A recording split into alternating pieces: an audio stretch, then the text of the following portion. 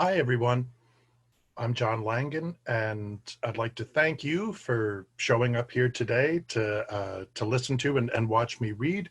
I'd like to thank Sadie very much for inviting me to be part of this terrific event.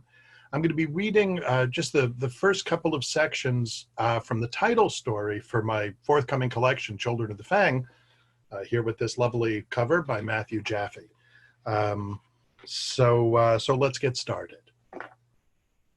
Part 1, In the Basement, Now, Secret Doors and Mole Men. The smells of the basement, dust, mildew, and the faint plastic stink of the synthetic rug Grandpa had spread down here 2 decades ago. The round, astringent odor of mothballs stuffed in the pockets of the clothes hung in the closet. A distant, damp earthiness, the soil on the other side of the cinder block walls. The barest trace of cinnamon mixed with vanilla, underneath them, brine. The sounds of the basement, the furnace, first humming expectantly, then switching on with a dull roar. The rug scraping under her sneakers. What Rachel insisted was the ring of water in the water tank, though her father swore there was no way she could be hearing that. The house above, its timbers creaking as the air in its rooms warmed. The feel of the basement, openness, as if the space that she knew was not as large as the house overhead was somehow bigger than it. When they were kids, Josh had convinced her that there were secret doors concealed in the walls through which she might stumble while making her way along one of them. If she did, she would find herself in a huge black underground cavern full of mole men. The prospect of utter darkness had not troubled her as much as her younger brother had intended, but the mole men and the endless caves to which he promised they would drag her had more than made up for that. Even now, at what she liked to think of as a self-possessed 25, the sensation of spaciousness raised the skin of her arms in goose flesh. The look of the basement, the same dark blur that occulted all but the farthest edges of her visual field. Out of habit, she switched her cane from right hand to left and flipped the light switch at the bottom of the stairs. The resulting glow registered as only the slightest lightening in her vision. It didn't matter. She hardly needed the cane to navigate the box toys and clothes stacked around the basement floor to where Grandpa's huge old freezer squatted in the corner opposite her. For what she had come to do, it was probably better that she couldn't see. 2. The tape. 1. Iram.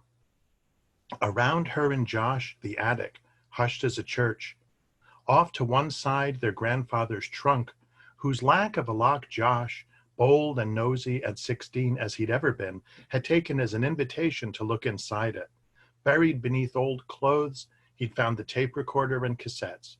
Rachel slid her index finger left over 3 worn plastic buttons, pressed down on the 4th, and the tape recorder started talking. A snap and a clatter, a hiss like soda fizzing, and a voice, a young man's, somewhere in his teens, rendered tinny and high by time and the age of the cassette. "Okay," he said. "You were saying, Dad?" Now a second speaker, Grandpa, the nasal complaint of the accent that had followed him north to New York State from Kentucky accentuated by the recording. It was Jerry had found the map and figured it showed someplace in the quarter, but it was me worked out where exactly we needed to head. "That's Grandpa," Josh said. "And Dad?" "It isn't Dad," Rachel said. "Then who is it?" "I'm not sure," she said. "I think it might be Uncle Jim." "Uncle Jim?" "James," she said, "Dad's younger brother." "But he ran away." Obviously, this was made before, she said, and shushed him. "The company would have been happy to have the two of you just take off," Uncle Jim was saying.